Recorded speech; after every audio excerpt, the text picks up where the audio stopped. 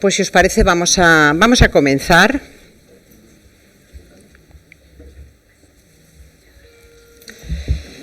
Bona vesprada, buenas tardes a autoridades, miembros del cuerpo consular, cónsul de Chile, cónsul de Hungría, de Guatemala, de Noruega, Burkina Faso, Filipinas, alguno me falta, yo los llevo aquí preparados, pero bueno, Finlandia, sí, Marruecos, no lo veo ahora, Rusia, sí, Paraguay, Perú. Muy bien. Además, representantes de la sociedad civil, del ámbito académico, del ámbito empresarial y de los medios de comunicación. Quisiera también hacer un saludo expresamente al gobernador de Ñuble, que es una de las 16 regiones de Chile, esa organización administrativa de este país, que esta tarde nos acompaña. Socias y socios y demás asistentes, bienvenidos y bienvenidas.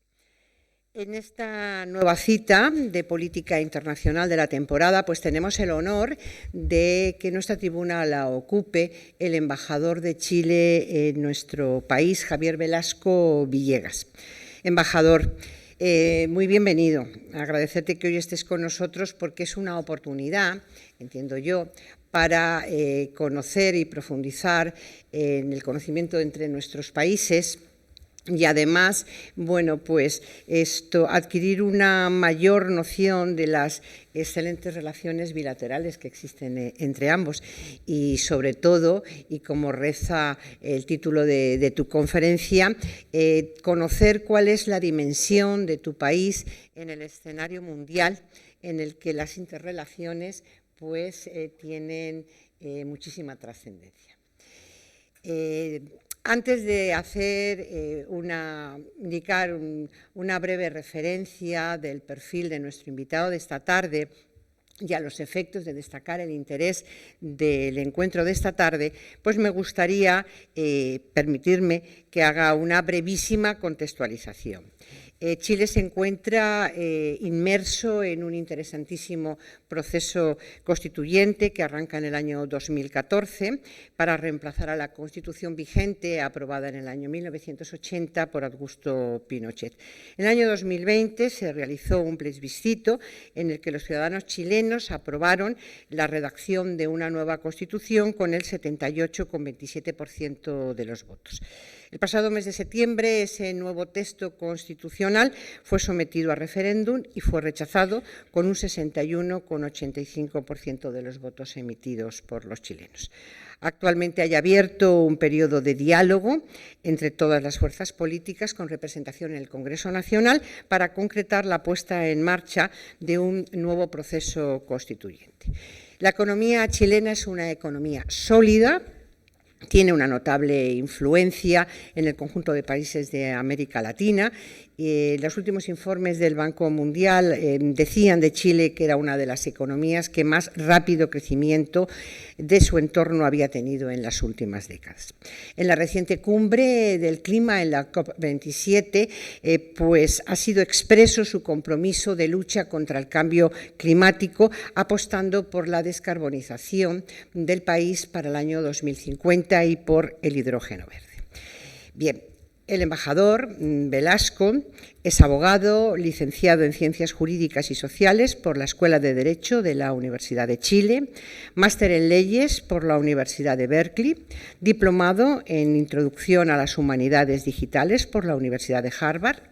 También destaca en su faceta como investigador con una amplia experiencia en el área de los derechos humanos en las universidades de Berkeley y Wisconsin y además es autor de numerosos artículos de carácter académico. Aunque él ejerció como abogado, es en el ámbito político donde ha desarrollado principalmente su carrera profesional. Primero como asesor legislativo del diputado Gonzalo Winter en el Congreso Nacional de Chile en el periodo 2018-2022 y después como miembro del equipo político y programático en la campaña presidencial del presidente Gabriel Boric. El embajador es una persona próxima a Boric y es desde el 1 de mayo de este año el embajador de su país en el nuestro. Yo quiero nuevamente agradecerle que estés aquí, que hayas aceptado nuestra invitación y reiterarte que es un honor que estés con nosotros y que no me cabe duda de que va a ser muy enriquecedor este encuentro. Sin más preámbulos ya, pues cuando quieras, embajador, tienes la palabra. Muchísimas gracias además por esta generosa presentación y por todos esos agradecimientos que sin duda son inmerecidos. Para mí es un gusto estar acá, es un gusto poder traer esta búsqueda permanente que implica tratar de hacer una diplomacia nueva, tratar de hacer una nueva política para un país que se encuentra en un proceso de transformaciones muy complejo y donde día a día descubrimos cuáles son aquellas cosas que guían nuestro camino, en términos formales, en términos de fondo, sin lugar a dudas. Y cada uno de nuestros pasos a veces parecen pasos difíciles, muchas veces pasos en falso, pero es necesario darlos de camino a encontrar el lugar que Chile va a ocupar en el mundo en los años venideros. Estoy muy contento de estar acá, estar en este club de encuentro que, por cierto, lleva un nombre que nos recuerda algo que caracteriza a nuestros países. Decía Jane Austen que cuando uno, y esto lo digo porque José Donoso, famoso escritor chileno, escribió su tesis en Jane Austen y hace poco presenté el libro, y esta frase llegó a mí como un sortilegio muy interesante respecto a nuestro proceso común entre Chile y España. Las heridas están ahí, las cicatrices están ahí para recordarnos que el tiempo pasa y que nosotros sucedemos en torno de ese tiempo, y aquí estoy parafraseando, pero lo cierto es que hemos sucedido en conjunto, chilenos y españoles, latinoamericanos y españoles a lo largo de nuestras historias, que convergen y divergen, pero que finalmente sería muy torpe de nuestra parte no ver como un llamado a hacer algo. Y creo que hoy en día Chile y España se encuentran como puertas recíprocas de ingreso a nuestras regiones y el llamado es a intentar ofrecer algo de eso que tenemos en común. Voy a hacer una exposición muy breve porque me interesa sobre todo que conversemos. Voy a hacer mi exposición en 5 secciones bien cortitas.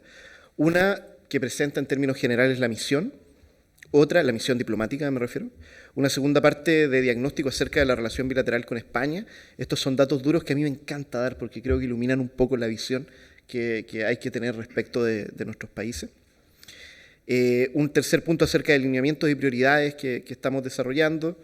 Particularmente voy a ir de ahí a la experiencia de estos días en Valencia y la gira de los gobernadores regionales, que creo que resulta muy iluminadora en torno a este trabajo, esta pega, como decimos en Chile.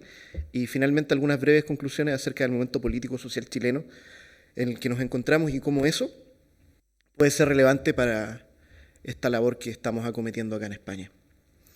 Como les digo, voy a tratar de ser lo más breve posible, pero si empiezo a extenderme más allá de la cuenta, una patadita va a resolverlo todo.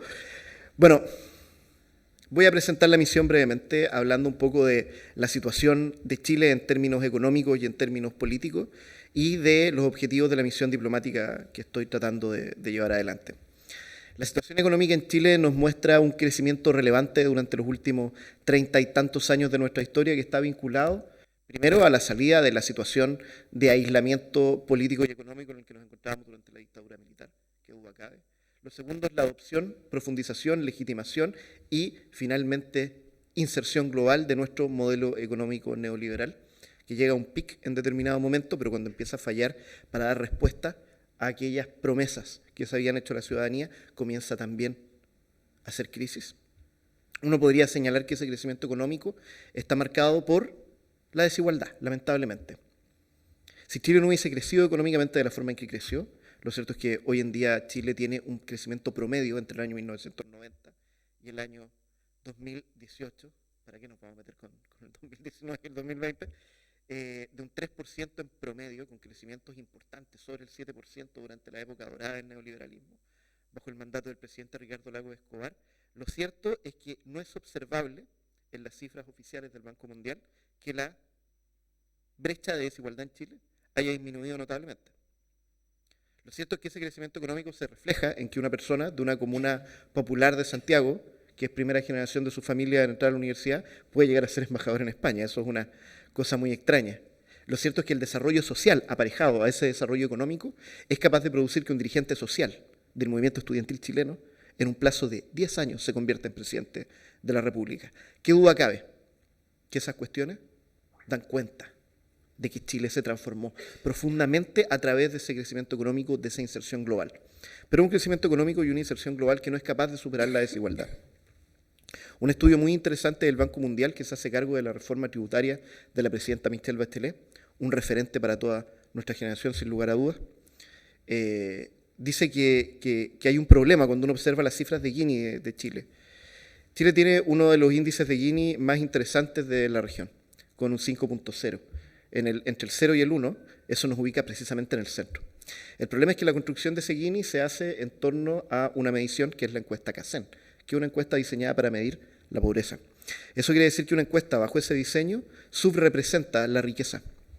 Si nosotros midiéramos la riqueza por un estándar, como el estándar que se ocupa en Estados Unidos o en Alemania, que es ocupar el impuesto a la renta como medición de la riqueza, nos encontramos que Chile tiene un 5.8, ya no un 5.0.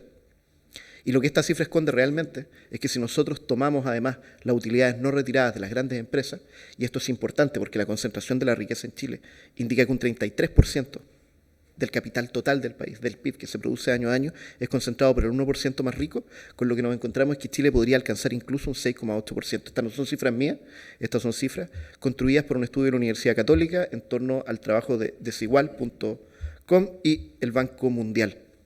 Quiere decir que Chile, sin lugar a dudas, crece de forma potente, y ese crecimiento nos cambia, pero nos cambia con ciertos sesgos.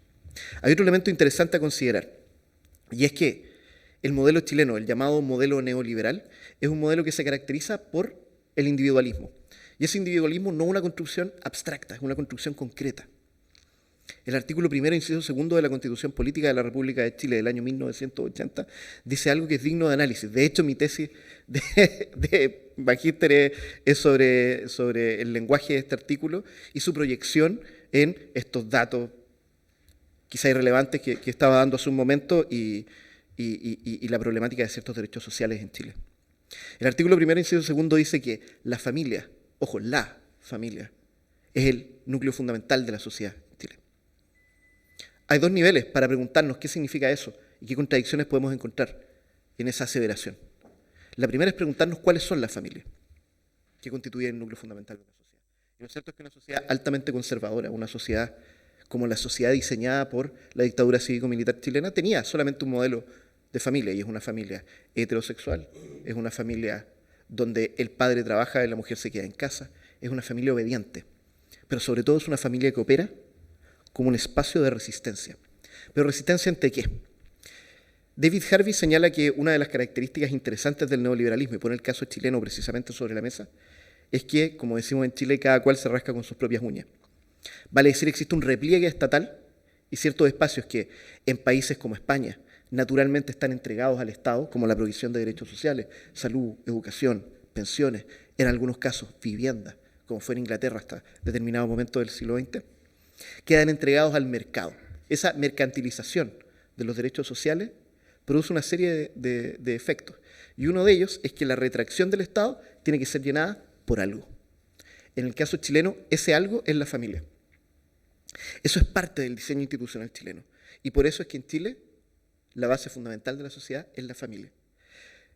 Es casi poético cómo se genera. Y uno puede verlo en las actas de esa pequeña comisión que entre cuatro paredes redactó nuestra Constitución. Un segundo nivel de discusión ya no tiene que ver con el concepto de familia, sino que tiene que ver con el concepto de agrupamiento social. ¿En qué se basa la cohesión en un país como Chile? Si nuestro sistema educacional, nuestro sistema de salud y nuestro sistema de pensiones dependen exclusivamente del esfuerzo privado, eso significa que a mí me conviene, como sujeto individual en Chile, invertir en la educación de mi hijo directamente para que tenga un buen futuro, no en el sistema educacional.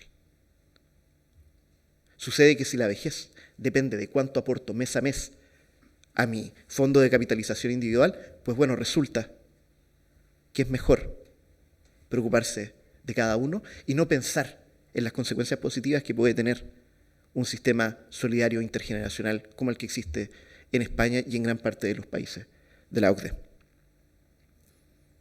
Estos elementos van construyendo un Chile muy particular, pero ese Chile empieza a hacer crisis con los movimientos sociales, con los gobiernos de nuevo tipo.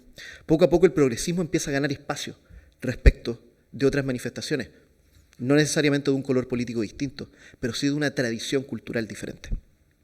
Y ese proceso se empieza a traducir en la aparición, la emergencia, nos gusta decir, de una nueva política a comienzos de los años 2000. Voy a retomar este punto más adelante, cuando hablemos de las conclusiones, pero me gustaría dejar esa idea ahí. El Chile que hoy vemos es un Chile que se ha construido contra la diferencia, contra la desigualdad, contra el individualismo, pero gracias al crecimiento económico. Y esa contradicción de luces y sombras que a muchas y muchos en Chile enfrenta es parte importante de nuestra identidad. Y es algo con lo que tenemos que aprender a vivir. Creo que el proceso constituyente nos ha enseñado mucho respecto de eso. Y también es algo que voy a tratar de tocar hacia el final de la exposición. Un segundo elemento, aparte de este crecimiento económico con desigualdad, o como decía Luis Eugenio Marín, un economista argentino, el desarrollo desigual y combinado que caracteriza a los países del sur global. Un segundo elemento, aparte de ese desarrollo desigual y combinado, es la construcción de nuestro Producto Interno Bruto. El Producto Interno Bruto de Chile se compone por diferentes elementos. A mí hay dos que me gustaría destacar. Uno es un componente relevante del sector primario, de las materias primas. Casi un 15% de nuestro Producto Interno Bruto está construido por materias primas. Lo que está muy bien cuando el ciclo del cobre está al alza, pero está muy mal cuando el ciclo del cobre está a la baja, o peor aún cuando hay una crisis general de la cadena logística internacional, cosa que vivimos precisamente en la pandemia. Y cosa que hoy se replica con la crisis de abastecimiento de recursos antaño básicos como los cereales que nos deja la guerra ruso-ucraniana. Este Producto Interno Bruto voluble a los cambios globales obliga a Chile a hacer una transformación económica que profundice y diversifique su economía. Pero hay un segundo elemento que también es muy relevante a la hora de tomar en cuenta la composición de ese Producto Interno Bruto y cómo se destina a diferentes elementos. Del Producto Interno Bruto, del 100% de lo que Chile produce año a año, apenas el 22% se va a la construcción del Estado, vale decir, al gasto público. Y ese es un porcentaje muy inferior al de los países de la OCDE, por supuesto al de los países de la Unión Europea y sin lugar a dudas al de España, que en tiempos de normalidad alcanza un 34% del gasto público. Me voy a referir a qué es lo que podemos hacer con una ampliación fiscal aprovechando estas condiciones particulares que tiene Chile. Pero lo cierto es que hoy existe un interés en que nuestro Estado sea capaz de convertirse en un ecualizador social, sea capaz de ofrecer determinadas prestaciones. Otro elemento relevante es que ese sistema tributario tiene una primacía del impuesto al valor agregado, del IVA, que ustedes también conocen bien, respecto de otros impuestos, como el impuesto a la renta o el llamado impuesto al patrimonio, que está en discusión no solo en Chile, sino en muchos países. El impuesto al patrimonio, por supuesto, no ha sido una medida que grandes países que lo han tenido por 40, 50 años respalden al día de hoy, pero es razonable que se discuta.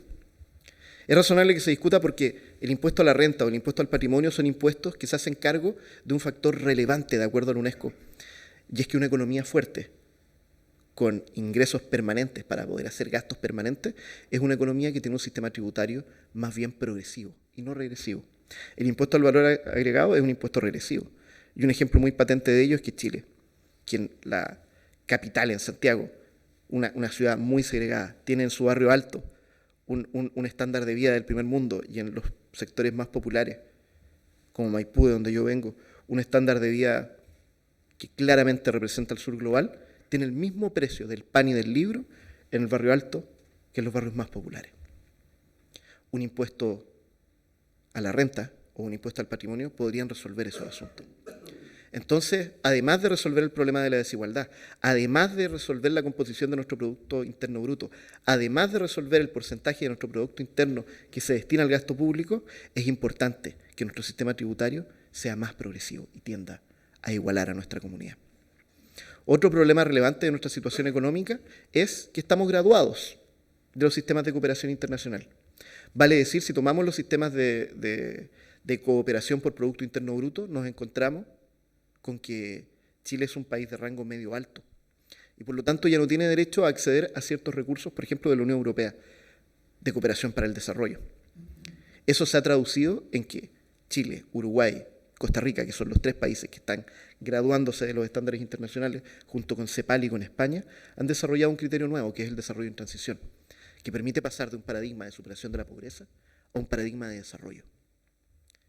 tenemos mucha esperanza en que España convierta ese en un criterio de la Unión Europea. Y también voy a referirme a eso hacia el final de la exposición.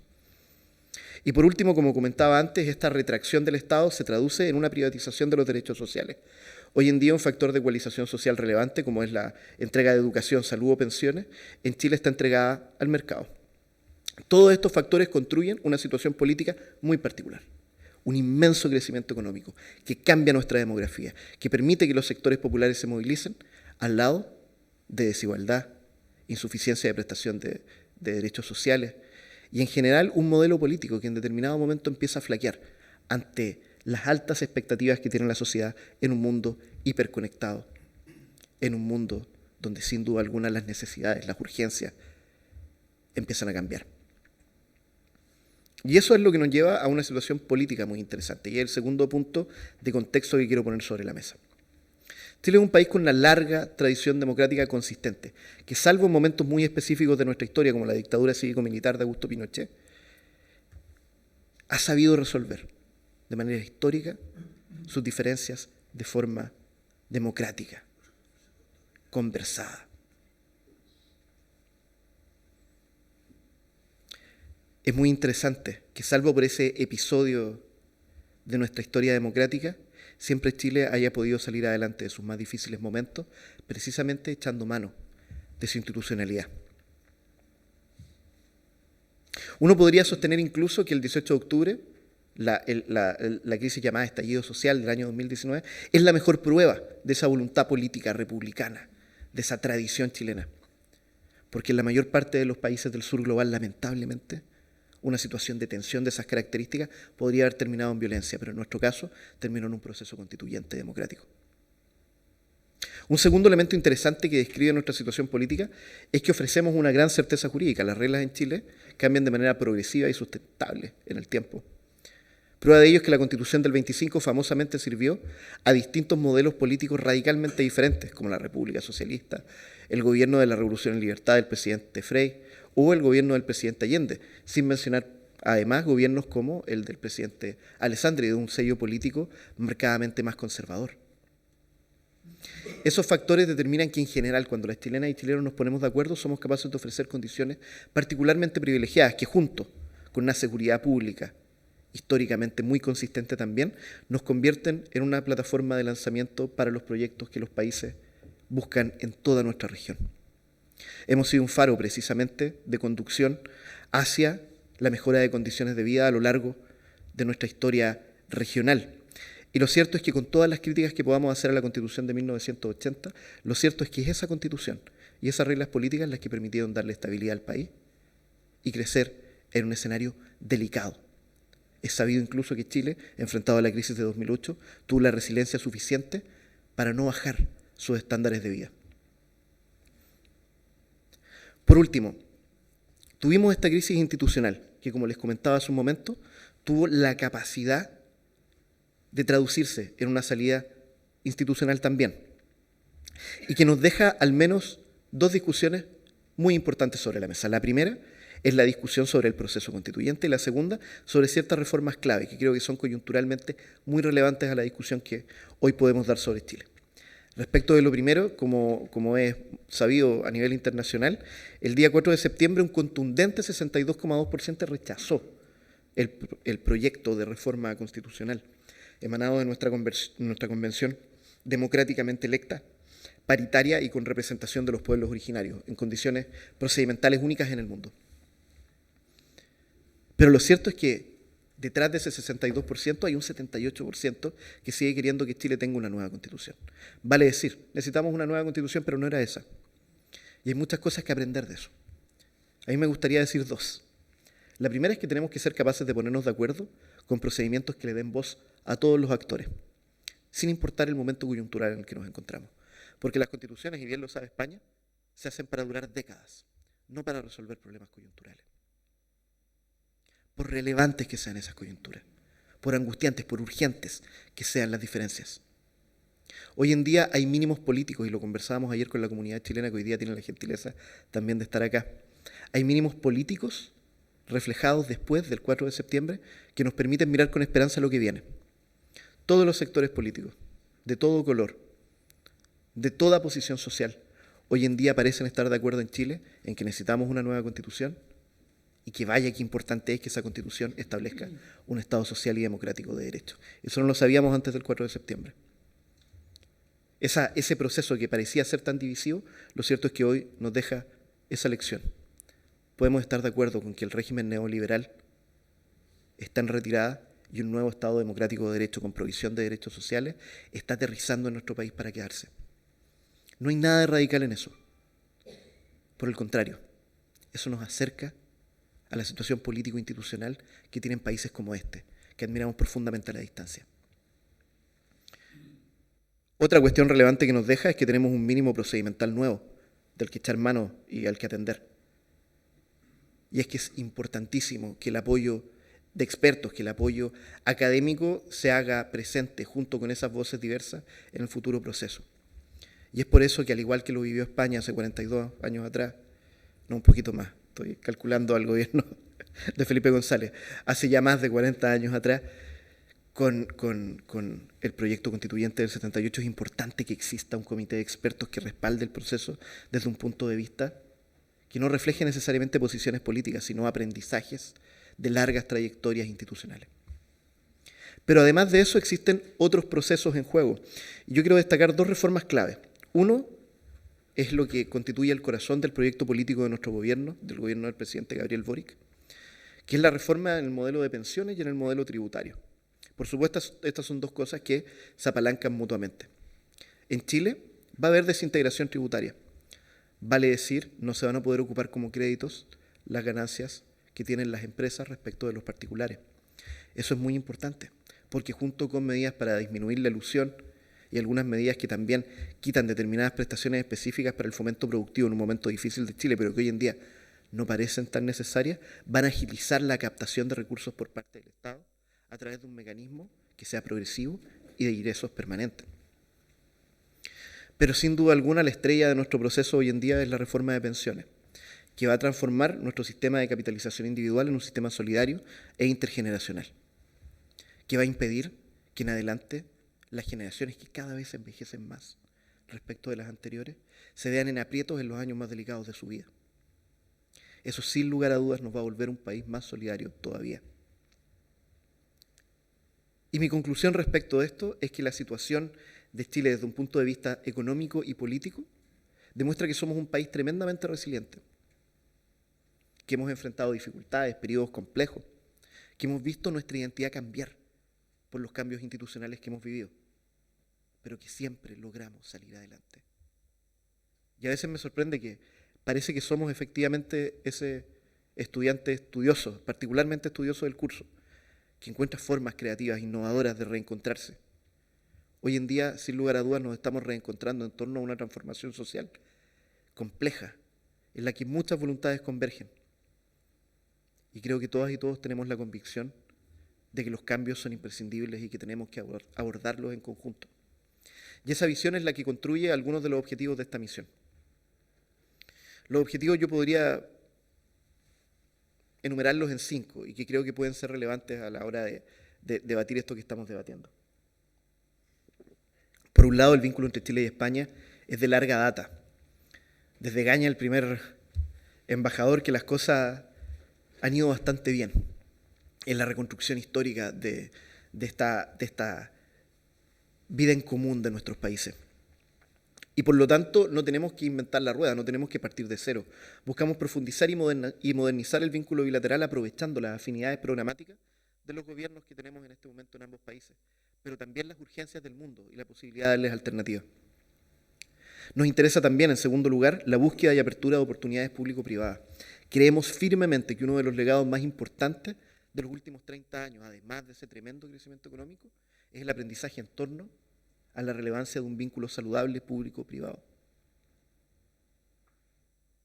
De otro modo, países como el nuestro, con los recursos con los que cuentan, no son capaces de ofrecerle al país los cambios infraestructurales que se requieren, las profundas transformaciones en términos de provisión de derechos públicos que se requieren. Otro aprendizaje clave es que hay muchas materias en las que tenemos que aprender mutuamente. Y ese es un tercer objetivo de la misión. Por ejemplo, en materia de memoria, No solamente comunidades autónomas como la valenciana, sino el gobierno central nos han hecho ver cómo hay un aprendizaje en conjunto. Ahora España tiene una nueva ley de memoria democrática, que sin duda ayuda a sanar un proceso inmensamente complejo que se refleja en el nuestro. Pero Chile también ha realizado avances fundamentales en esta materia. Por ejemplo, con la construcción del Instituto de Derechos Humanos y su cara visible, el Museo de la Memoria. Y es por eso que una de las cosas que vamos a hacer es promover un vínculo interesante desde el punto de vista de memoria, aprovechando para eso una mezcla de factores, como los 100 años de muchas y muchos de los exiliados del Winnipeg, que se cumplen el próximo año, como es el caso de Roser Bru, y que coinciden con el 50 aniversario de ese terrible acontecimiento que es el golpe militar en Chile. Por último, en la construcción de un nuevo paradigma diplomático existen varias cosas que queremos aplicar. Por un lado, el trabajo con la comunidad. Hemos hecho un compromiso con nuestras comunidades chilenas en España por poner en el centro de nuestro trabajo las necesidades, las expectativas y las demandas que tienen. La sensación de abandono que las chilenas y chilenos tienen muchas veces al salir del país es algo que sin lugar a dudas es un deber del Estado corregir. Y estamos trabajando para aquello. Tenemos un compromiso también con cambiar la forma en que se establecen las relaciones laborales al interior de las misiones diplomáticas. Sin lugar a dudas queremos generar relaciones más horizontales y más orgánicas que permitan que el valor que agrega cada uno de nuestras y nuestros trabajadores, de nuestros contratos locales y de nuestros servicios diplomáticos, pueda verse reflejado en una forma más fluida de enfrentarse a los desafíos que tenemos, menos jerarquizada.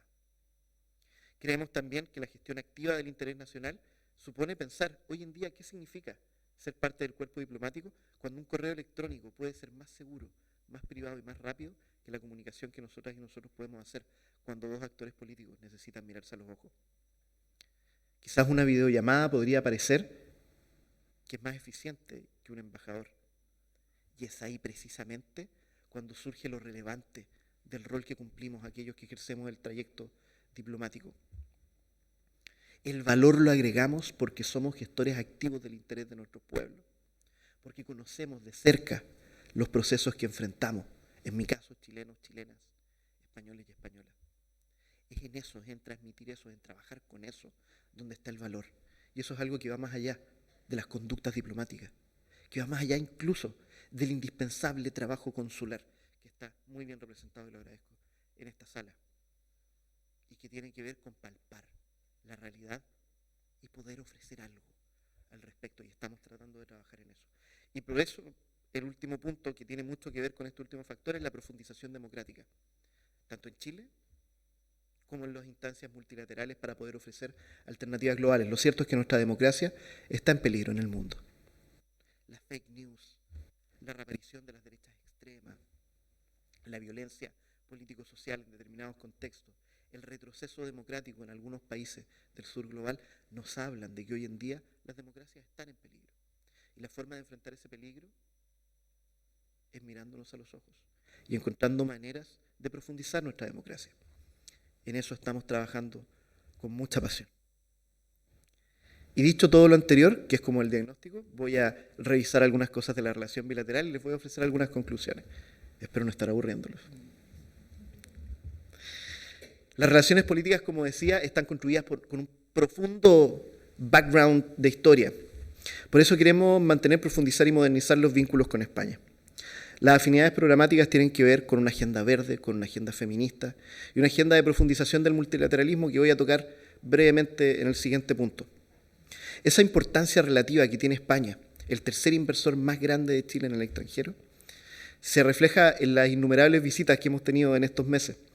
Con tan solo 6 meses de trabajo acá, en esta misión hemos recibido a nuestra ministra canciller para firmar el acuerdo bilateral de política exterior feminista, a nuestra subsecretaria, equivalente a la secretaria de Estado de Relaciones Internacionales para las consultas bilaterales con España, a nuestros ministros de Economía y Turismo, al ministro de Obras Públicas, a muchísimos subsecretarios, representantes parlamentarios y ahora a nuestros gobernadores regionales, de los que me referiré extensamente hacia el final de esta presentación. Nos visitan harto porque este lugar es valioso para nosotros. Es invaluable para nosotros. Y es invaluable porque somos puertas de entrada, somos espejos mutuos de nuestras regiones. América Latina ingresa a Europa a través de España, no solamente porque los flujos migratorios se dan entre nuestros países y Barajas, no solo por eso, sino porque el idioma, la cultura, la historia nos unen de una forma en la que el mejor aliado para España, por ejemplo, para la presidencia de la Unión Europea en el segundo semestre del 2023, somos nosotras y nosotros en América Latina. Y el mejor aliado que en América Latina podemos tener es España, porque pone los ojos de Europa sobre nosotros. Estas puertas de espejo además permitan mirarnos con justicia, con igualdad, con el inmenso respeto que ha caracterizado nuestro vínculo bilateral a lo largo de los años. Y es por eso que hay dos elementos que me parecen clave en las relaciones políticas entre Chile y España para este periodo. El primero, por supuesto ya lo mencionaba, es la presidencia del Consejo de la Unión Europea. Hay dos cuestiones que nos parecen esenciales en ese sentido. La primera es profundizar el concepto de desarrollo en transición, que España pueda ayudar a que cuando Europa nos mire a los ojos, nos mire con justicia. Sabemos que en el norte de Europa no se ve con tan buenos ojos profundizar la cooperación. Al menos es lo que creemos cuando negociamos. Pero España siempre ha estado ahí para nosotros y su presidencia, creemos, puede servir para que toda Europa diga, bueno, nos conviene que América Latina pase de un modelo de cooperación para la superación de la pobreza a un modelo de cooperación para la riqueza, para el desarrollo. Porque América Latina puede ser ese espacio desde el cual Europa construye una alternativa mundial también. Una segunda cuestión es el encuentro CELAC-Unión Europea. Nosotras y nosotros, y ahí entro en el segundo punto, queremos profundizar nuestros vínculos multilaterales. Es una vocación del Estado chileno en este gobierno. Y eso que permite una alianza iberoamericana firme, igualitaria, equitativa, se materializa, por supuesto, en el esfuerzo que estamos haciendo por robustecer algunas de las instancias multilaterales que nos hemos dado desde el sur global. En el Cono Sur tenemos innumerables organizaciones que se superponen una a la otra. Los vaivenes políticos de la tradición al progresismo han hecho que UNASUR, PROSUR, la Alianza del Pacífico, CELAC, MERCOSUR, vayan acumulándose una sobre la otra. Y a ratos pareciera imposible entender para dónde hay que negociar cuando se negocia con América Latina. Bueno, nosotras y nosotros estamos haciendo una elección concreta. Hacia el Asia-Pacífico vamos a conversar a través de la Alianza del Pacífico. Un espacio que vamos a robustecer con la incorporación de Ecuador, pero también con un robustecimiento en la dimensión material de ese esfuerzo. Aportando más recursos, entregando más atribuciones. Y hacia Europa, por el Atlántico, vamos a profundizarlo a través de CELAC. El presidente Sánchez lo ha dicho, el ministro Álvarez también. La presidencia europea va a venir con una gran cumbre entre la Unión Europea y la CELAC. Creemos que esa cumbre muy probablemente será, sin lugar a dudas se va a hacer en un país iberoamericano y sin duda creemos que debiera ser en un país del Cono Sur. Pero esa alianza también se verifica a través de otras cosas. Creemos que España ha dado un gran paso con los PERTES. Ya lo había hecho con los ERTE y ahora, bueno, con PERTES está tomando el toro por las astas y está llevando los fondos Next Generation UE hacia el lugar correcto, con inversión en una economía verde, redistributiva, infraestructural, de economías creativas. Y eso se refleja en el PERTE de microtecnología, en el PERTE del auto eléctrico. Pero hay uno que nos interesa especialmente, que es el PERTE de la lengua. El PERTE de la lengua es un suministro de recursos que lo que va a permitir es que el idioma español se posicione en la construcción de inteligencia artificial. Pero el machine learning, la forma en que aprenden las máquinas, es una cuestión muy concreta y práctica.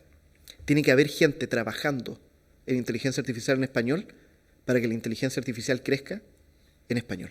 No hay otra manera. Eso quiere decir que por más importantes que sean los esfuerzos de España, no va a poder convertir al español en la segunda lengua, la tercera lengua más relevante en inteligencia artificial sin la potencia numérica de las y los latinoamericanos trabajando en ese proyecto. Y por último, bueno, la construcción de esos espacios multilaterales requiere de voluntad política. Y hoy en día el escenario latinoamericano es un caldo de cultivo particularmente interesante para una reflexión multilateral como la que queremos hacer. No tengo que mencionar que los cambios de signo político hacen que hoy en día la región se asemeje más a la región que en sus mejores momentos, con el presidente Samper, el presidente Zapatero, la presidenta Bachelet, permitieron la incorporación de un contexto iberoamericano muy singular, décadas atrás. Deslicé algunos de los nombres de mis referentes favoritos de política latinoamericana de la década ganada. En segundo lugar, me gustaría referirme muy brevemente a las relaciones económicas entre ambos países. Creo que ya lo había mencionado, el 52% del impuesto a la renta lo pagan empresas extranjeras en Chile. Y la inversión extranjera, en el caso español, representa el tercer lugar en potencia económica. Primero está Estados Unidos y Canadá, que por supuesto son muy importantes porque son quienes están metidos firmemente en la industria extractiva, en la industria del cobre. Pero luego viene España.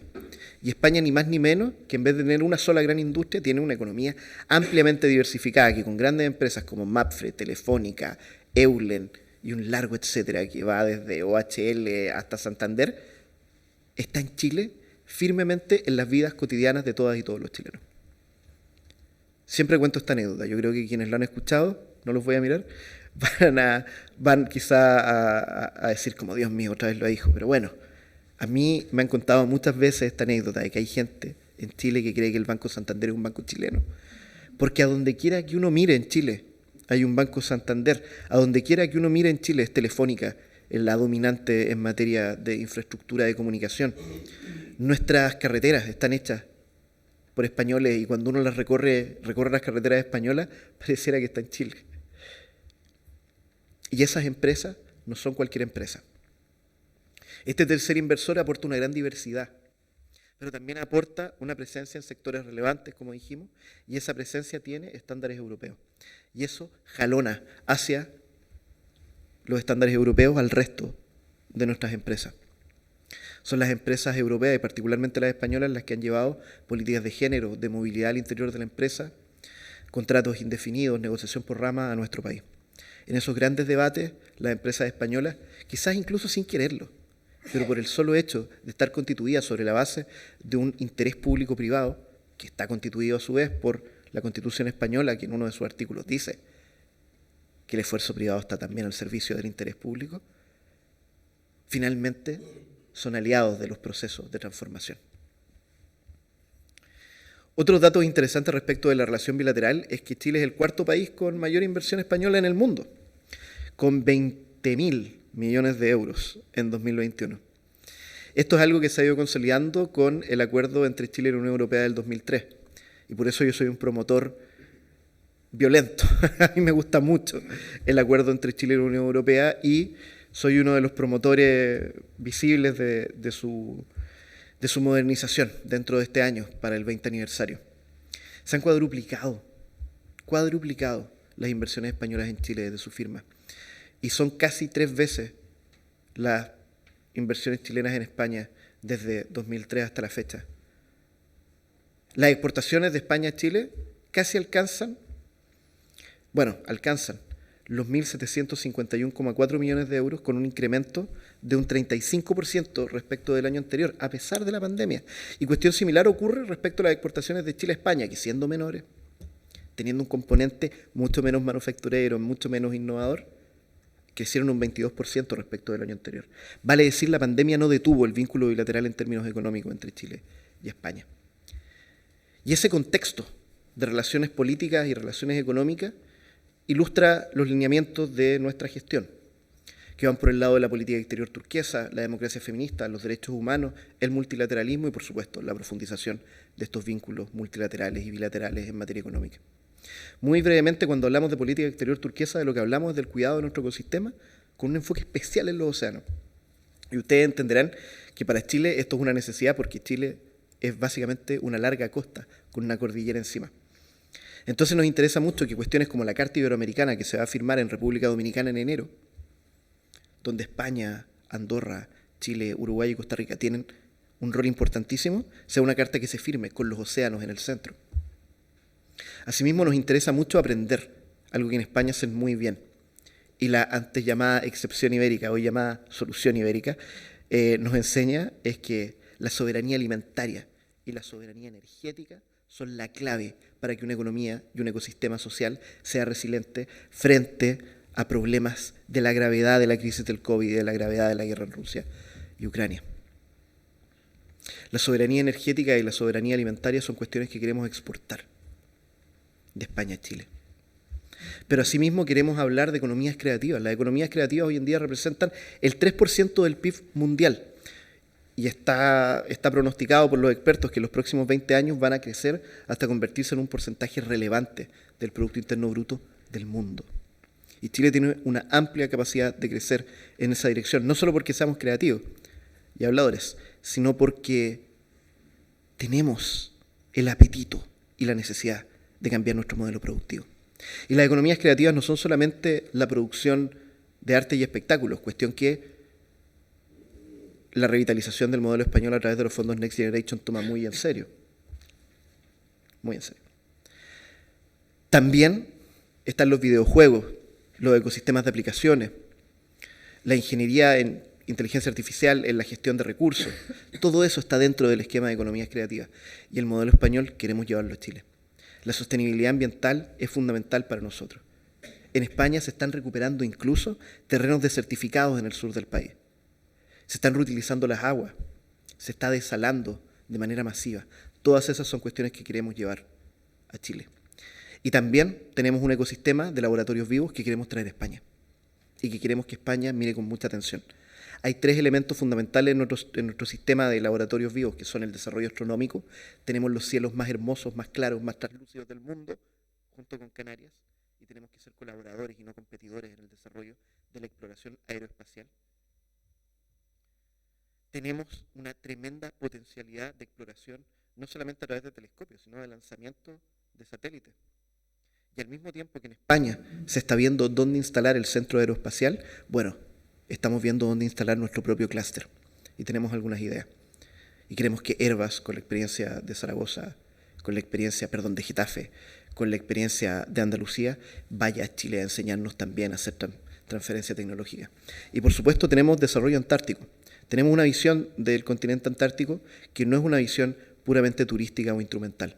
Queremos que es un laboratorio vivo que podría ayudarnos en el futuro a encontrar nuevas formas de relacionarnos como seres humanos. Sobre todo porque el calentamiento global lo vuelve cada vez más apetitoso. Y ante ese apetito de las grandes potencias, Chile y España son grandes colaboradores. No sería hoy en día la Antártica una zona protegida de pesca si no fuera por España. Y ahí tenemos mucho que colaborar. Además, el rey del Reino de España es un gran fanático de la Antártica y yo tengo muchas ganas de que vaya en mi gestión a conocer ese continente. En materia de política exterior feminista tenemos un gran hito, que es el Memorándum de Entendimiento en Política Exterior Feminista, que refleja una política pública que esperamos extender por el mundo. El Memorándum de Política Exterior Feminista entrega una serie de herramientas diplomáticas para poder accionar bajo estos criterios en el mundo. Y como decía la embajadora Condé, que es la que dirige este programa desde España, es fácil hacer política exterior feminista entre Chile y España, donde un porcentaje relevante de la población tiene educación superior, donde están donde hay una alta penetración de estas materias. Pero es difícil hacerlo en países subsaharianos, es difícil hacerlo en el sudeste asiático, es difícil hacerlo en Qatar. Bueno, para poder llegar adelante con esa política exterior feminista, necesitamos transformar a Chile y España en plataformas de lanzamiento de políticas triangulares que nos permitan llegar a esos lugares, haciendo que prolifere la eliminación de la violencia, haciendo que las experiencias culturales, las experiencias empresariales de las mujeres puedan replicarse. Es por eso que tenemos una línea de trabajo sobre inserción de las mujeres en el sector tecnológico y directivo. Tenemos también una línea de trabajo de derechos humanos que les comenté hace un momento. Tenemos el aniversario de los 50 años del golpe militar que esperamos conmemorar en todas y todas las autonomías regionales españolas, pensando no solamente en la memoria, sino también en el futuro. Porque lo que más nos dice la experiencia común de Chile y España cuando enfrentamos dictaduras militares es que la cooperación nos permite salir adelante. España nos acompañó, nosotros los acompañamos cuando fue necesario hacerlo y ahora tenemos que acompañarnos en consolidar vínculos que impidan que se repitan cuestiones como esas que vivimos en el pasado. Tenemos una línea transversal de multilateralismo que, como les dije, tiene un eje en consolidar las plataformas multilaterales de nuestras regiones y hacerlas que conversen. Y tenemos una serie de gestiones en desarrollo, desde los acuerdos parlamentarios a nivel de la Cámara Alta y la Cámara Baja de nuestro país con el Congreso de los Diputados y el Senado español. Un acuerdo en materia de sanidad que nos va a permitir hacer transferencia de conocimiento con la tremenda gestión, con sus luces y sombras, que ha tenido España durante la pandemia. Tenemos un acuerdo respecto de destinos turísticos inteligentes en desarrollo, en el cual hemos sumado además a los gobiernos subnacionales para darles una potencia que esté además vinculada con los territorios. Y tenemos una larga línea de trabajo en acuerdos de seguridad, donde la ciberseguridad española es un referente mundial, sin lugar a dudas. Hemos desarrollado un despliegue territorial inusitado para una embajada chilena en el exterior. Estamos visitando todas las comunidades y estamos tratando de generar vínculos directos entre las comunidades españolas y los gobiernos locales chilenos. Tenemos una gestión consular ejemplar, con 2 consulados que, si bien con grandes atrasos, son 2 de los 3 que gestionan más solicitudes en el mundo. Con sus luces y sombras eso es muy respetable, qué duda cabe. Y por último, quisiera cerrar, ahora sí que sí, con la experiencia de Valencia y esta gira que hemos tenido con los gobernadores y algunas conclusiones que podemos sacar respecto a eso.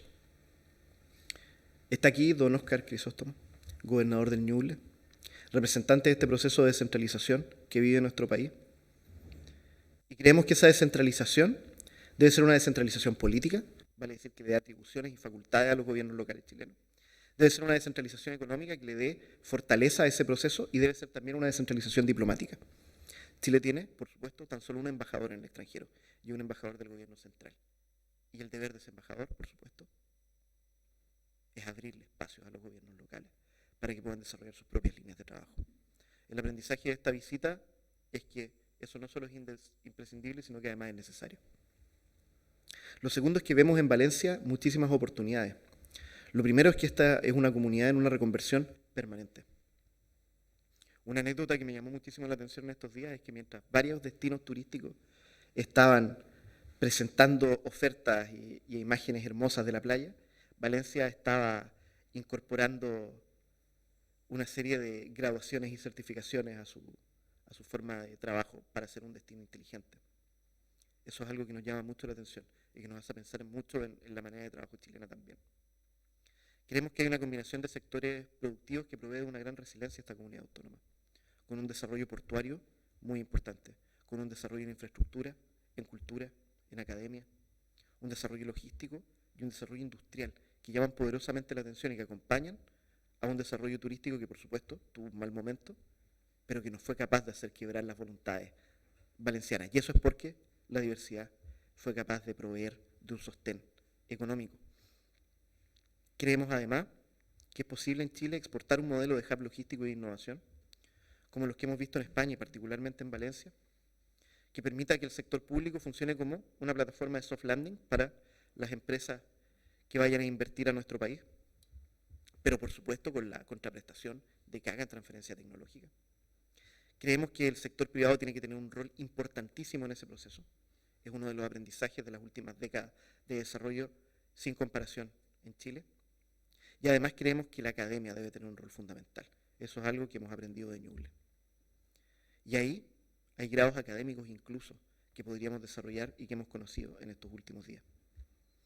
Por último, a modo de conclusión, y ahora sí que los dejo en paz, creo que hay 2 niveles de lecciones para Chile del proceso que estamos viviendo, de las condiciones coyunturales bajo las cuales empezamos nuestra misión y de aquellas cosas que hemos visto en estos 6 meses y particularmente en estas semanas con las visitas de nuestros ministros y de nuestros gobernadores. La primera es que, sin lugar a dudas, tenemos que diversificar nuestra economía sobre la base de la innovación, de la complejización de nuestros modelos productivos y de la redistribución económica, porque eso nos va a dar mayor estabilidad. Y la estabilidad es la clave del lugar de Chile en el mundo. Somos un país de menos de 20 millones de habitantes, pero tenemos el rol que tenemos porque proveemos de estabilidad, porque proveemos de seguridad jurídica y de trabajo duro. Tenemos que profundizar eso, y eso tiene que dar frutos para Chile. Eso significa que el modelo de inversión extranjera debe profundizarse, pero con innovación, transferencia tecnológica y retorno país, retorno para nuestras comunidades. En eso la descentralización es esencial. También creemos en esa misma línea que debe haber un nuevo modelo de cooperación, y ese modelo de cooperación es el desarrollo en transición. Y contamos con España para hacerlo realidad a escala regional. En segundo lugar, en materia de diversificación de la riqueza, y en eso voy a terminar esta exposición, creemos que hay un cómo que es fundamental. Hay un cómo de la redistribución, hay un cómo de la ampliación fiscal que ecualice a nuestra comunidad sociopolítica y es un nuevo modelo tributario y un nuevo modelo de desarrollo. Y creemos que el para qué es la provisión de derechos sociales. A través de ganancias permanentes tenemos que hacer que nuestro país expanda su sector fiscal con un potente elemento privado para efectos de tomar un rol activo en hacer de Chile un país más justo. Y la última conclusión es que Chile y España, como lo he dicho en varias oportunidades en esta exposición, son puertas de entrada regionales recíprocas. Todos ganamos con el fortalecimiento de los componentes de nuestra alianza y tenemos que empoderarnos en entender que el vínculo bilateral es una tremenda posibilidad, no solamente para España y para Chile, no solamente para América Latina y para Europa. La última idea que quiero dejarles es que si Chile y España consiguen profundizar sus vínculos, van a lograr que Europa y América Latina profundicen sus vínculos. Y el mundo necesita eso. A cada autoridad, a cada empresario, a cada persona de a pie con la que me junto en este país le digo, es necesario que Europa y América Latina le ofrezcan al mundo una alternativa frente a las tensiones globales que estamos viviendo. No podemos ser meros espectadores de la decadencia de nuestra democracia liberal. No podemos ser meros espectadores de cómo las fake news alteran los resultados electorales. No podemos ser meros espectadores de las luchas globales, de las disputas de grandes potencias. No nos corresponde ese lugar. Lo más relevante de esa afinidad cultural, que desde el norte algunos llaman eurocompatibilidad, nosotros por supuesto jamás la llamaríamos Latinoamérica compatibilidad, porque venimos del sur y somos muy humildes. Pero lo relevante de ese vínculo es que la alianza cultural de trayectorias políticas, económicas y sociales que nos une, que nos ha unido históricamente y que hoy en día nos pone en este pie común de superación del modelo que se agota, democrático y económico en el mundo, es una alternativa que puede surgir de nosotros. Esa es sobre todo la esperanza de esta misión. Fortalecer a nuestro país, hacer más justa la vida de nuestro pueblo, ayudar a España en lo que podamos humildemente en las batallas que da cotidianamente, pero sobre todo que juntas y juntos podamos ofrecer desde los espacios más pequeños en los que compartimos hasta los grandes procesos sociales de los que somos parte, que juntas y juntos podamos ofrecer una alternativa nueva para el mundo en estos momentos de urgencia. No lo parece, pero vivimos un momento de urgencia. Y nosotras y nosotros podemos ser la respuesta. Muchísimas gracias.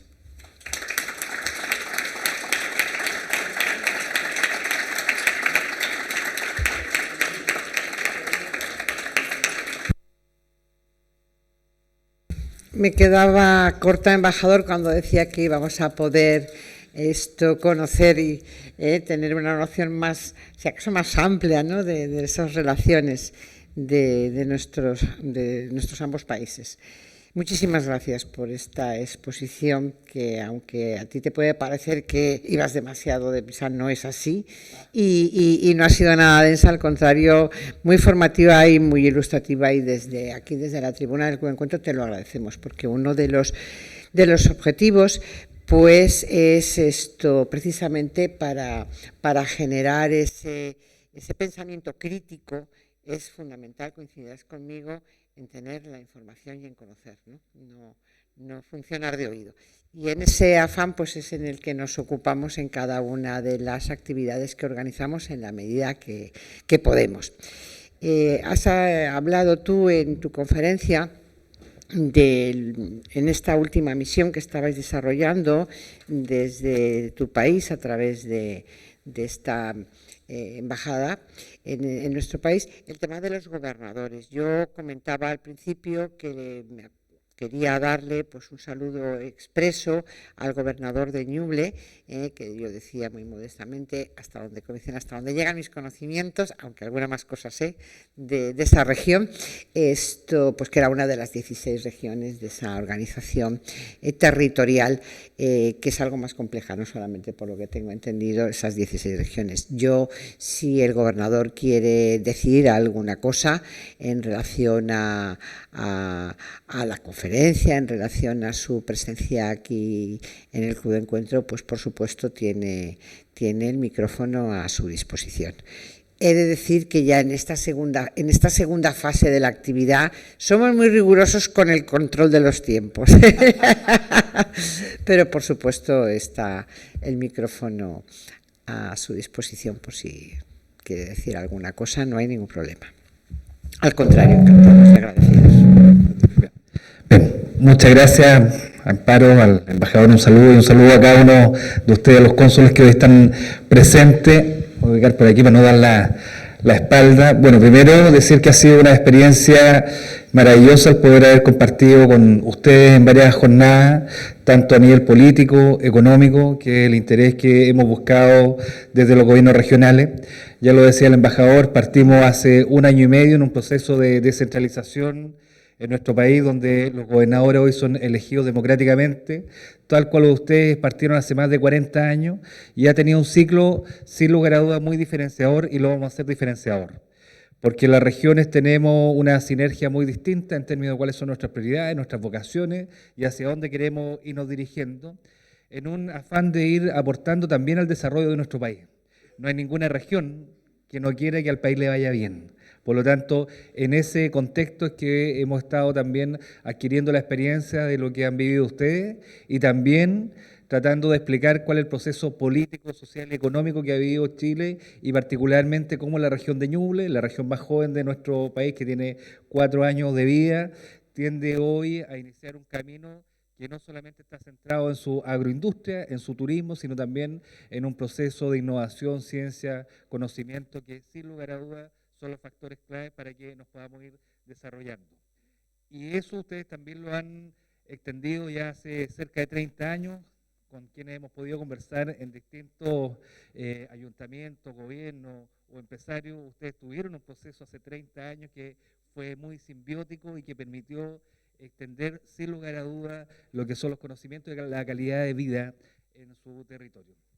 Solamente quiero terminar diciéndole que la región de Ñuble es una región de inspiración donde nace Violeta Parra, Víctor Jara, Claudio Arrao y los grandes artistas de nuestro país. Y se forja principalmente porque la naturaleza y la acción humana dieron forma a que pudiera esa innovación artística y cultural poder expandirse por nuestro país y también por el resto del mundo. Lo que se hizo hace 50, 100 años atrás, hoy lo estamos retomando en el área de la tecnología, pero sin olvidar la cultura y la arte, que es, sin lugar a dudas, el ADN que tenemos los ñublencinos y las ñublencinas. Así que un gusto y encantado de haber podido estar compartiendo con ustedes esta jornada. Muchas gracias. Pues muchas gracias, gobernador.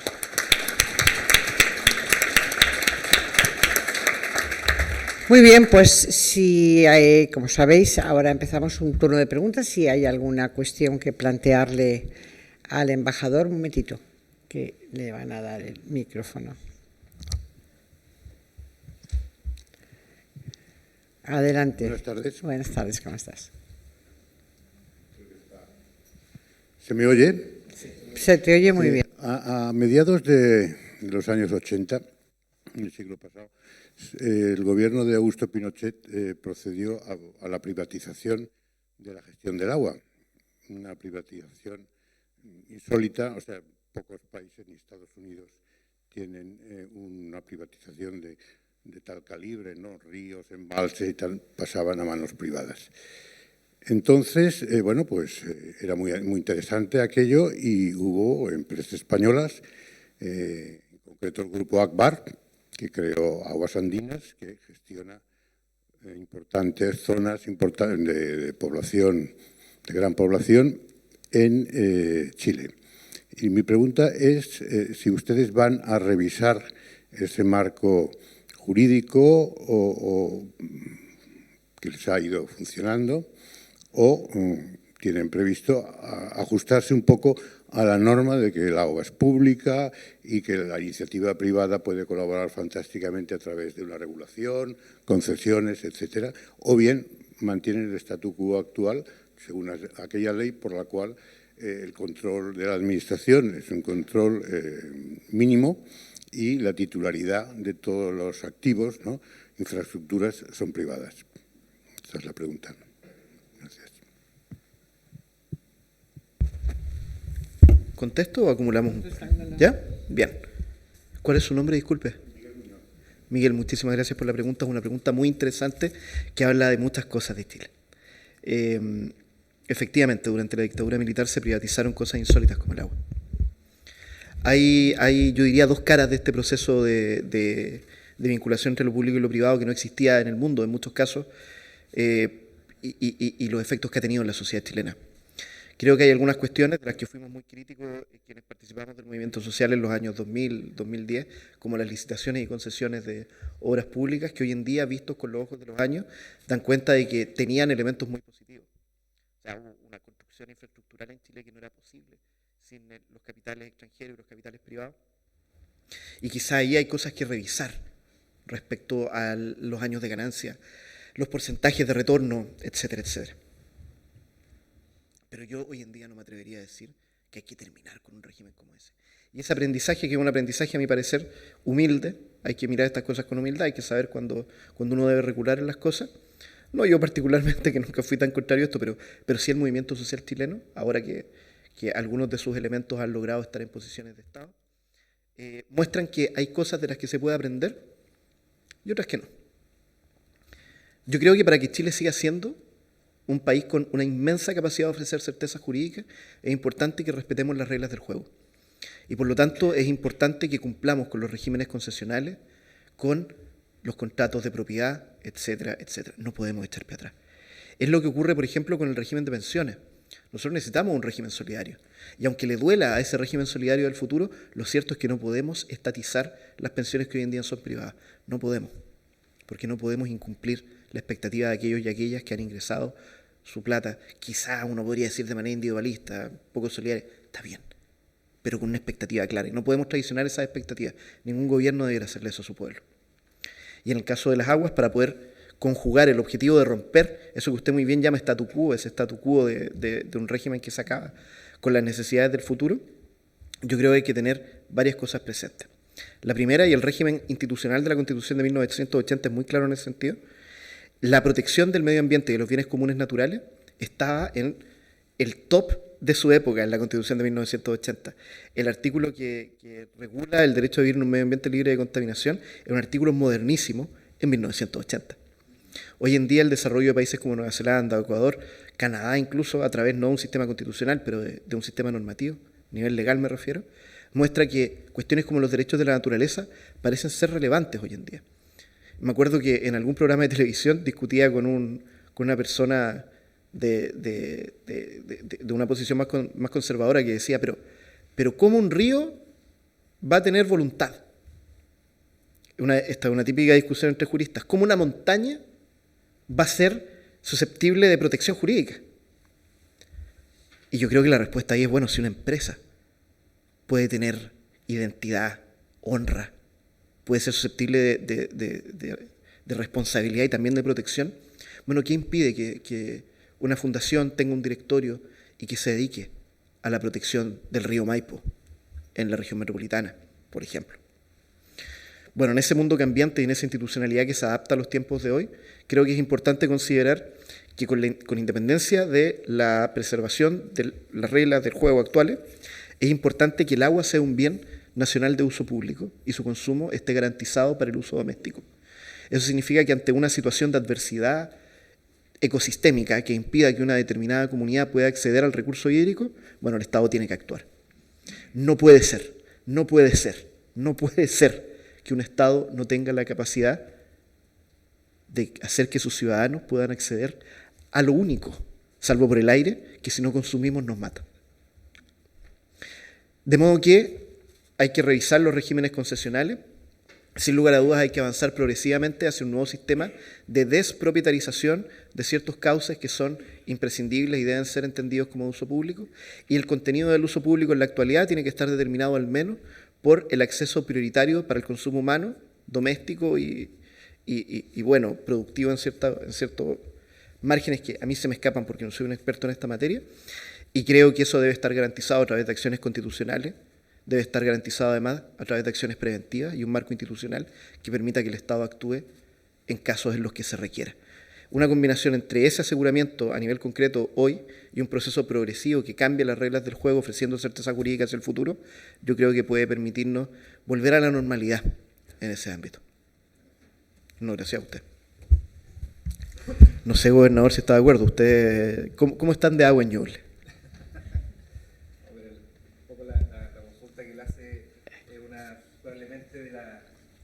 discusiones más profundas que tiene nuestro país y que se ha intentado dar ciertas garantías, pero que ha confrontado finalmente a la sociedad. De hecho, fue de los debates más profundos que tuvo la Constitución que se terminó rechazando, ¿ya?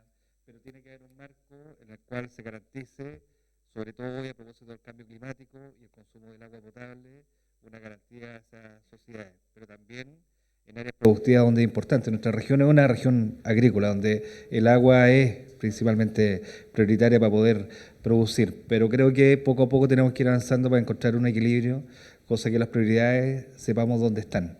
Pero esta discusión es una de las discusiones más duras que tiene nuestro país y que enfrenta posiciones muy extremas y que la última hubo una reforma que se hizo hace poco en la cual se dieron ciertas garantías y se avanzó un paso, ¿ya? Algunos piensan que hay que dar 10 pasos, ¿ya? Yo creo que hay que ir indudablemente dando garantías principalmente para el consumo humano, que es la primera prioridad. ¿Alguna pregunta? Sí, allá detrás. Muy bien.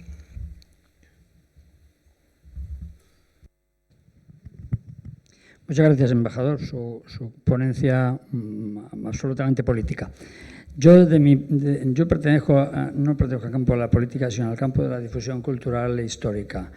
Y bueno, le pediría si puede recapacitar en emplear el término Hispanoamérica en vez de Latinoamérica, porque me siento más incluido, porque aquel pasado lo hizo España, no comunidades latinas como América, como Francia, quiero decir.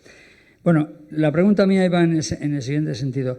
Estamos terminando en España con gran efusividad la conmemoración de los 500 años de la primera vuelta al mundo, aquel viaje que empezó Magallanes buscando las islas de las Especias y que acabó siendo la vuelta al mundo. Y en aquel viaje, en el año 1520, se logró encontrar lo que hoy llamamos el Estrecho de Magallanes, aquello que está en tierras hoy de Chile. Y le quería preguntar cómo se ha visto este evento. Este año estamos celebrando el final de aquel gran viaje. ¿Cómo se ha visto el evento, sobre todo en lo que respecta al descubrimiento del Estrecho de Magallanes y la entrada en aquel mar de aguas tranquilas que llamamos Pacífico? Muchas gracias. A ti.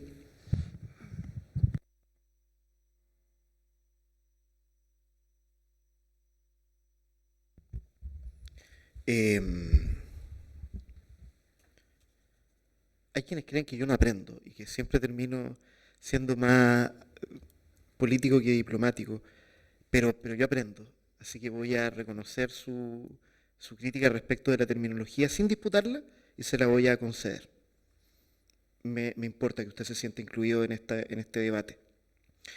En otros tiempos hubiese dado una discusión. Yo viví en Estados Unidos un par de años cuando estaba estudiando y allá la identity politics son muy fuertes y el movimiento de políticas identitarias se caracteriza por ser muy meticuloso respecto de quién tiene quién está empoderado, who is entitled para hacer una solicitud.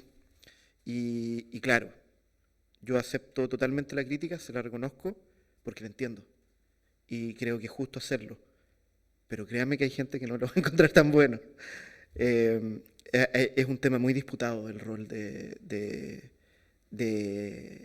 España en América, y por lo tanto las terminologías hoy en día también hacen saltar muchos resquemores. Yo soy muy respetuoso de España, creo que les debemos muchísimo. Mi rol me ha permitido conocer todo el movimiento de revisión histórica respecto a algo que fuese de sentido común años atrás, como es la hoy llamada leyenda negra, y cuáles son las consecuencias de los modelos de colonización a lo largo de los años anteriores, cuando uno los mira comparativamente. Pero sobre todo me interesa que construyamos un mundo donde nos sintamos acogidos. Así que cierro con eso. Le pido disculpas y voy a ocupar el término Hispanoamérica de ahora en adelante. Iberoamérica, ¿qué le parece? ¿También? A mí me gusta Iberoamérica, me gusta Iberoesfera. Bien, bien. Sobre los 500 años de la circunnavegación, mire, hay dos cuestiones que me parecen esenciales en este proceso. Una son los viajes que hicieron estos dos barcos hermanos que unen a nuestros pueblos, que son la Esmeralda y el Cano. Como usted sabrá, y yo creo que varios saben, en una época distinta en que las cosas estaban muy difíciles acá en España y en Chile nos iba un poquito mejor, porque todavía teníamos el nitrato operando ahí como un factor económico fundamental. España contribuyó al pago de una deuda con la construcción de un navío, una deuda de Estado respecto de este abono natural que era el nitrato de Chile, el salitre. Que todas y todos los chilenos yo creo que miramos con distancia, con nostalgia, porque fue una etapa muy importante de nuestro crecimiento y de nuestra construcción como país extractivo. Hoy en día, por supuesto, vimos las consecuencias de eso, pero fue importante para Chile ser un país que tenía una posición global tan fuerte.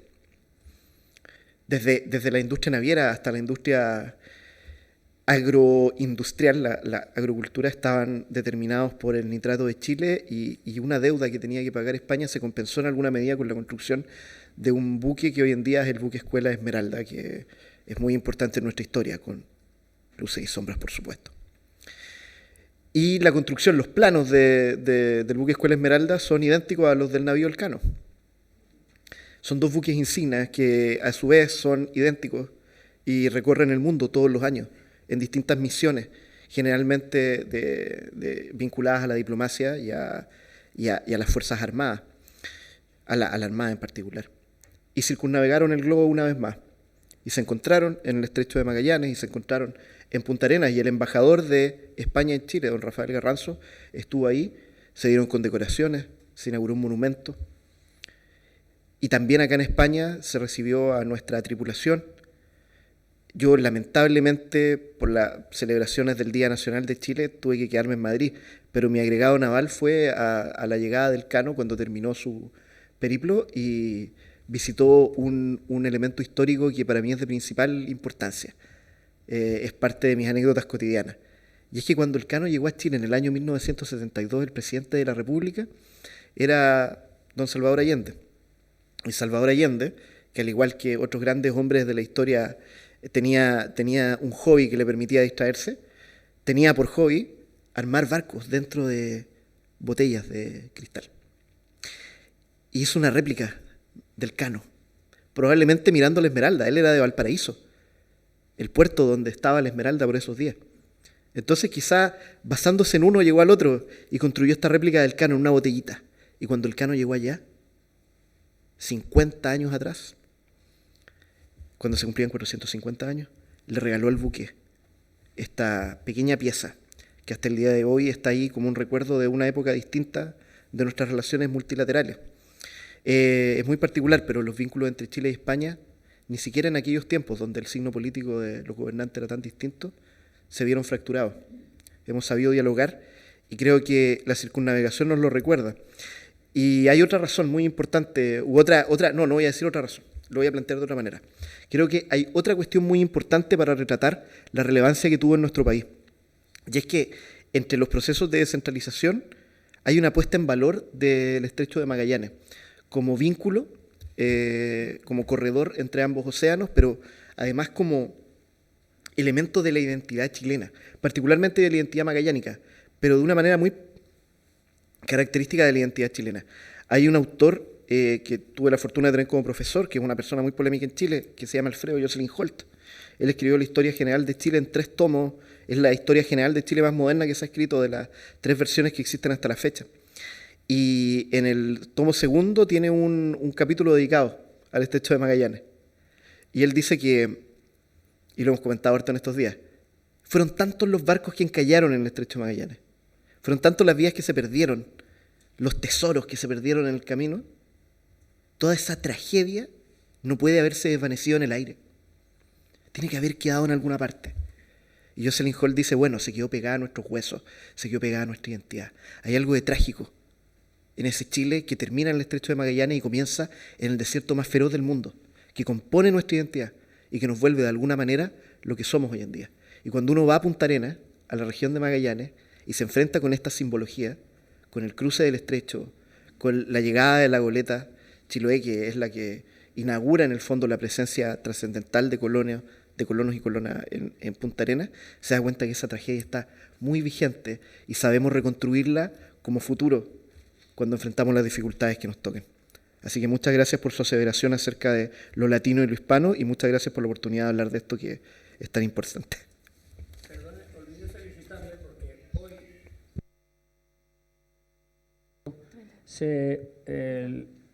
el militar y explorador y marino español Juan Fernández descubrió el archipiélago Juan Fernández en el Pacífico, hoy territorio chileno. Muchas gracias. Felicidades. Y felicidades al cónsul en Valencia por organizar esta conferencia. Muchísimas gracias. Qué bueno, los territorios no continentales de Chile son también una parte relevante de nuestra identidad. Creo que el archipiélago es fundamental. La isla de Pascua, sin lugar a dudas, es muy importante también. Y, cómo no, la Antártica chilena, que es una reivindicación histórica muy importante para nosotros. Muchas gracias.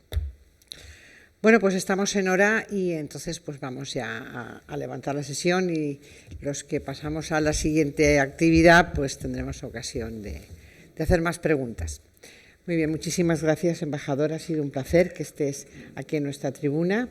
Y bueno, pues ahora continuamos, ¿no? con muchísimos más temas en relación a Chile y en relación a España. Muchísimas gracias a ustedes. Gracias a ustedes dos.